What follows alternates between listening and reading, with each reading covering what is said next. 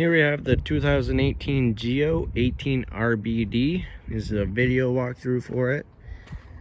Up front, you got your tongue jack. You have up and down to raise and lower it. Then you have a light switch right here. Then you got your chains all right here. You got your 7-way for your lights and brakes. Then right here is a breakaway switch. And this you'll hook next to your chains, you won't hook it to it.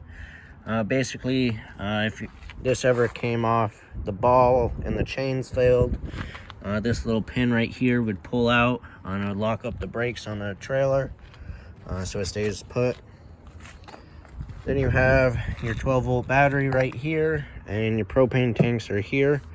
You have access right here. These knobs just twist off, and then you open this flap. Then you can turn on and turn off your propane tanks. Then it slides up so you can take your tanks off to go get them filled. You just open and close the valve just like a regular propane tank for your grill. Then you have your regulator right here, and there's little lever you can switch to what tank it's drawing from. This is also a automatic changeover regulator, so it's pointing to this tank with that tank on. If they're both on, it'll draw from this tank. Once this one goes empty, the valve inside will automatically switch over and start from drawing from this tank. And then this little window right here, you can kind of see it's red right now. That means there's no gas going through. I turn on this tank, it'll go clear, and then once this tank goes empty, it'll turn back to red. But if you have both tanks on, it'll start drawing from the other tank, but it will still be red. That way you know that whatever this is pointing to, that tank is empty or has gas in it. All right, put the cover back on.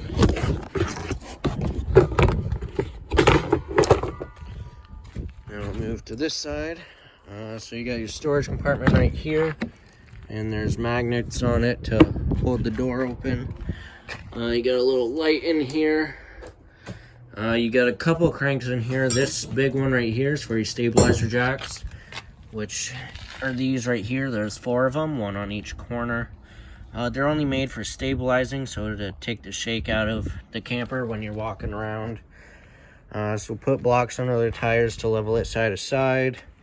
Then unhook from the tow vehicle and use the front tongue jack for front and back leveling. Once it's leveled, then you can crank them down till they hit the ground, or if you have blocks under them. And then just give it 1/2 to 3/4 of a crank just to put a little pressure on it. If you try and lift up the trailer with them, they will bend, so be careful of that. And then this small one is for the front tongue jack if the fuse blows, or if you can't get power to it, then you can crank it manually.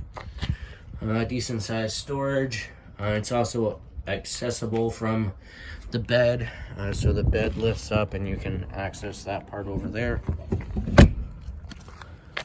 All right, moving down, you have your cable and satellite hookups. Then your power cord just shoves in and pulls out right here. This is a 30 amp unit, so when you go into campgrounds, make sure you ask for the 30 amp hookups. When you're at home, you can plug into an adapter to plug into a regular household outlet. That'll allow you to charge your battery and get your fridge cold before trips. What you can't run when you're plugged in at home is the air conditioner, because that requires a 30 amp hookup. If you try running the air conditioner at home, it will burn up your cord, so just be careful of that. Then right here you have your freshwater fill, so you have a portable water tank. So if you're going on a long trip or going to a state park or someplace that doesn't have water hookups, you can fill the tank from here, and you'll have water on board with you. Then you have your water heater right here. The only thing back here, you got your plug right here, and then you have your pressure release valve, so when you're going to winterize it or draining the tank, make sure you pull this first. relieves the pressure, then you can pull the plug out. This is a gas only water heater, and the switch is inside for that, and it lights on its own, so you don't have to come out and light any pilots. Then down here is your sewer outlet. So on the right you have your black tank, which will be your toilet water, and then on the left is your gray water, which is your sink and shower water. You'll leave both these valves closed while using it.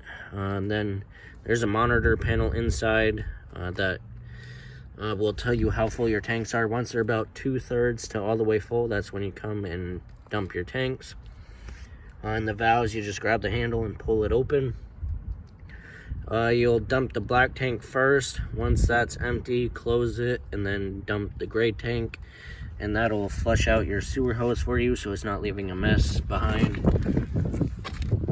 All right, then in the back you have your city water connection, which when you go to campgrounds, that's where you'll hook up your water hose, and then you'll have direct water to all your faucets. Spare tires back here, and it is prepped for a backup camera if you wanted one. Okay, on this side you have, this is the back of the fridge. It's just where we service it. It's where it vents and stuff. And then this is the drain hose for condensation, and there's a little plug on it, so no bugs can go inside. Then you got cable hookup, so if you wanted TV outside, you could hook it up there. And then you got some outlets. Right here is the exhaust for the furnace. Make sure there's nothing in the way of that, and don't touch it while using the furnace, because that gets pretty hot. Then here, directly above the exhaust from the furnace, this is the vent for the stovetop. So this little flap snaps open and close, and then you can use the fan in the range hood. And then when traveling or not using it, make sure it's snapped in so no bugs or water get inside. And then this is prepped for solar charging, and this is where you would plug in the solar panel. Just like a little portable solar panel that's on a little tripod. Your steps, they just fold up.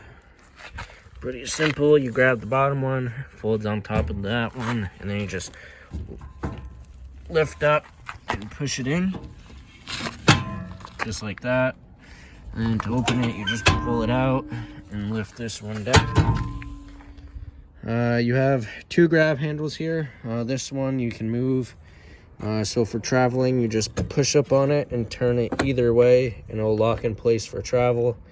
And then you got just a stationary one right here.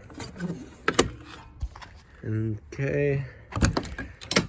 Alright, so going inside, on the bottom right here, you got your fire extinguisher. Then this is the switch for your awning, so you have extend and retract. I'll open it for you. So with the awnings, they don't stop on their own, so you'll have to watch it while rolling it out. There'll be a valance that'll fold down. You'll be able to see the bare tube. Once you can see that, let off the switch and it's all the way out. If you keep holding it, it'll roll up backwards, and it might cause some damage. So right about there, once the valance is pointing up and down, that's all the way out. And then if it's really windy or if it starts downpouring, just roll it in. That way no damage is caused to it. But if it is light sprinkle, you can come to either side, but there's a little pivot point right here. You just push down on it, and it'll lean the awning so the water can run off. And then before you roll it in, just make sure that's straight. Then here you got a little light switch. There's a little light right there for the steps at night. Alright, to the left, you got more light switches. This one is for that light right there. The rest you have to go around and turn on the switch. Then here, You got your porch light, and then the last light switch is for the awning lights. All right. You got your sink here. You got your stove top, 2 burners. You will have to use lighter to light it. You just turn it to light and light the burner. Then you got your light and the vent fan. Household microwave. You got some storage here. And here you got all the vehicle information. And then in here you got all the manuals for the appliances. And right above your head when you walk in, you'll have your antenna. There's no cranking it up and down. It's a stationary one. But you can push this up and you can rotate it to try and get a better signal. And you can see it says rotate for travel, and it's pointing that way, so rotate it all the way until it stops. That means it's pointing forward, and that's how it's supposed to be for travel. All right, you got your big closet right here. And you got some storage above the bed, and then you got a light right there above the bed. And then right here you can lift this up, and you got access to the storage under there. And then you got some outlets and USB ports there. Your dinette table. Those poles, you can pull the table off, move the poles, and then set the table on these wood supports right here. And then put the cushions over it, and that makes into a bed. Then you have your radio. It's also your DVD player, and it's also Bluetooth, so you can connect your phone to it. You got some storage on either side. TV hookups here. And this right here is for the DVD player, so you will have to get cords. Or actually, I think there is some in that bag to connect the TV to it. And then TV hookup, there's a little button right here. We'll push this button in. The green light will be on. That's if you're using the antenna on the roof. It's a little booster for it, so you can try and get better signal. But if you're using the cable at the campground, or if you have your own satellite dish hookup, make sure that's turned off so it doesn't interfere with the signal. And there is a TV mount already in here. Alright, then you have your fridge right here. Just push these little things in, and then you got your freezer and fridge. Pretty simple to use. You got your on-off button, so push it in and it's on. And then this button right here is controlling what source it's running off of. So with it pushed in right now, it's on auto. That's looking for electricity first. If you lose power overnight, or if you're not plugged in, it'll automatically go to gas if your propane tanks are on. And if you only want it running on gas, you just push that button out and it will light up.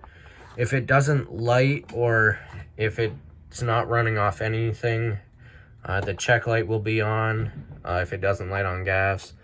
And then if it's on auto and it doesn't light on gas, both of these will come on, telling you it's not running on anything. Some more storage up above. And then you got the bunk beds right here. There are lights there and USB ports. This one only has a light. And then you have your converter right here, which this has all your fuses and breakers. One thing I didn't mention, when you are plugged into your power cord, it will automatically start, or it will charge your battery when you're plugged in. And then when you're traveling, it'll charge off your tow vehicle as well. Then you have your thermostat right here. This is for your furnace. Then you got your air conditioner. And lastly is your bathroom. So you got your toilet, little foot flush right there. Sink, medicine cabinet. You got your shower and tub right here with a skylight. And then right here you got a vent So the crank to crank open the lid, and then there's a little button right there to turn on the fan, and you have light switch here. And then this switch is for your water heater, so you just flip that on. This light will come on. Once it's lit, that light will go off, but if it doesn't light or if it goes out, that light will come on. So that is everything to do with the 2018 GTO.